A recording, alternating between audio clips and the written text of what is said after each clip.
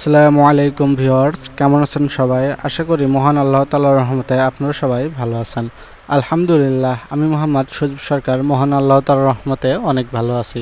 দেশ ও দেশের বাইরে থেকে যে যেখান থেকে আমার এই ভিডিওটি দেখছেন সবাইকে জানাই শুভেচ্ছা ও অভিনন্দন। সেই সাথে অসংখ্য ধন্যবাদ জানাই যারা আমার এই চ্যানেলটি সাবস্ক্রাইব করে আমাকে সাপোর্ট করেছেন। আপনারা যারা এখনও আমার এই চ্যানেলটি সাবস্ক্রাইব করেননি তারা চাইলে সাবস্ক্রাইব করে রাখতে পারেন। আমার এই সকল কাজের ভিডিও আপনারা এখন পাবেন সকল সোশ্যাল মিডিয়ায়, যেমন YouTube, Facebook, Likee, TikTok, Instagram সহকারে সকল ধরনের সোশ্যাল মিডিয়াতে আমার ভিডিওগুলো পেয়ে যাবেন। লিঙ্ক ডিসক্রিপশন বক্সে দেওয়া থাকবে, আর নামগুলো স্ক্রিনে লিখে দিব। এখন স্ক্রিনে যে ঘরটা দেখতে পাচ্ছেন এই ঘরটা বগুড়া জেলার আদমদীঘি উপজেলার কদমা গ্রামে বাবু মাস্টারের বাড়িতে কাজ করা হয়েছে। এই ঘরে কি পরিমাণ টিন, কাঠ, মিস্ত্রি বিল এসেছে এবং যদি এই ঘরটা অ্যাঙ্গেল দিয়ে কাজ করেন তাহলে কি পরিমাণ খরচ হবে, অ্যাঙ্গেল দিয়ে কাজ করলে ভালো হবে নাকি কাঠ দিয়ে কাজ করলে ভালো হবে, কোন টিন কেমন লাস্টিং করবে, এই নিয়ে বিস্তারিত তথ্য থাকছে এই পুরো ভিডিওটিতে। ফিরছি ইন্টোর পর। Who is the lover? Allah. Who is Ar-Rahman? Allah. Who is Al-Mannan? La ilaha illallah Muhammadur Rasulullah. ফিরলাম ইন্টোর পর। এই ঘরে ব্যবহার করা হয়েছে কাঠের ফ্রেম ও অস্ট্রেলিয়ান ক্যাঙ্গারু ব্র্যান্ডের টিন। এখানে 1120 স্কোয়ার ফিট জায়গায় টালি টিন, ঝালট, ময়ূর নকশা, সি বক্স সহকারে লেগেছে 1,85,000 টাকা। কাঠ লেগেছে 70 সিএফটি, আর অ্যাঙ্গেল ব্যবহার করলে লাগতো 1100 কেজি অ্যাঙ্গেল বার, আর আমাদের মিস্ত্রি বিল এসেছে 55,000 টাকা। এখন প্রশ্ন হলো, আমি আমার ঘরে অ্যাঙ্গেল দিব না কাঠ দিব? যারা অ্যাঙ্গেল মিস্ত্রি তেনারা বলবে অ্যাঙ্গেল দিয়ে ভালো হবে, যারা কাঠের কাজ করেন তেনারা বলবে কাঠ দিলে ভালো হবে। আসলে আপনার প্রয়োজন কোনটা? আমি অ্যাঙ্গেল ও কাঠের দুইটারই কাজ করি, সেক্ষেত্রে আমার অভিজ্ঞতা আপনাদের শেয়ার করি। আর আপনারা যদি আমাকে দিয়ে কাজ করিয়ে নিতে চান, স্ক্রিনে দেওয়া নাম্বারে আমার সাথে যোগাযোগ করতে পারেন। আমরা সারা বাংলাদেশে কাজ করে থাকি। আসা যাওয়া, থাকা খাওয়ার খরচ আপনাদের গ্রহণ করতে হবে। সামান্য কিছু টাকা বাঁচানোর জন্য আপনার স্বপ্নর বাড়ি অদক্ষ মিস্ত্রি দিয়ে কাজ করে নিয়ে নষ্ট করবেন না। যারা কাজ করে নেবেন তেনারাই শুধু আমার এই স্ক্রিনে দেওয়া নাম্বারে কল দিবেন। আর যেনারা শুধুমাত্র হিসাব জানতে চান তেনারা আমাকে প্রতি স্কোয়ার ফিটে 1 টাকা হিসাবে পারিশ্রমিক দিতে হবে। যদি কাজ করিয়ে নেন তবে সেই টাকা আমাদের কাজের ভিতর থেকে বাদ দেওয়া হবে, আর যদি শুধুমাত্র হিসাব নেন, কাজ করিয়ে না নেন, তাহলে আমাদের পারিশ্রমিক হিসাবে সেই টাকা রেখে দেওয়া হবে।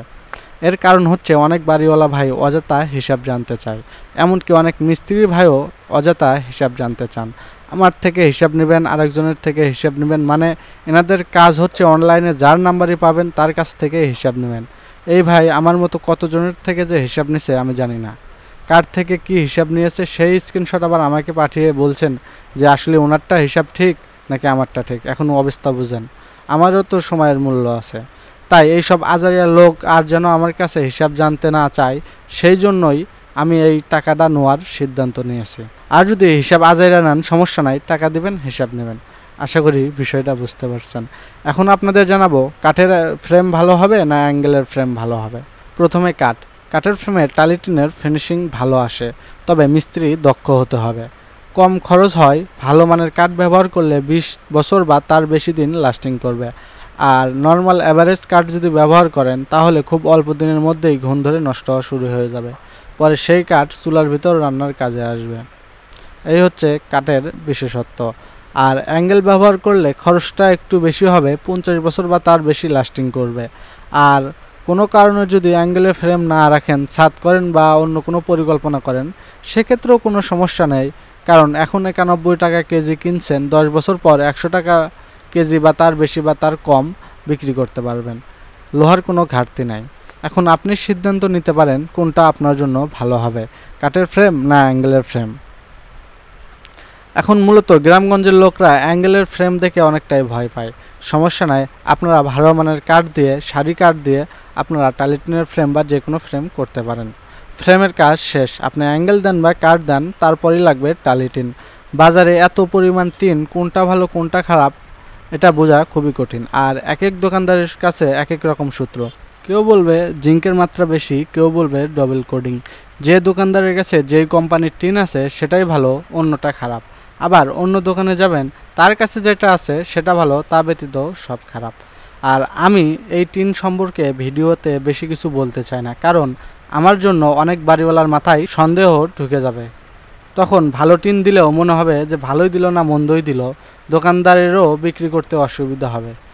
আমাকে দিয়ে যেনারা কাজ করে নেবেন তেনাদের টিন কেনার সময় আমি নিজের সাথে থাকবো, অথবা কোনটা নিলে ভালো হবে বিস্তারিত ইনস্ট্রাকশন দিয়ে দেবো ইনশাআল্লাহ। এখনও যেনারা আমাদের চ্যানেলটি সাবস্ক্রাইব করেননি তেনারা চাইলে সাবস্ক্রাইব করতে পারেন, এবং যেনারা অলরেডি সাবস্ক্রাইব করেছেন তেনাদের অসংখ্য ধন্যবাদ। এতক্ষণ আমাদের সাথে থাকার জন্য অসংখ্য ধন্যবাদ। দেখা হবে আগামী নতুন কোনো ঘরের ভিডিও নিয়ে। সেই পর্যন্ত সবাই সুস্থ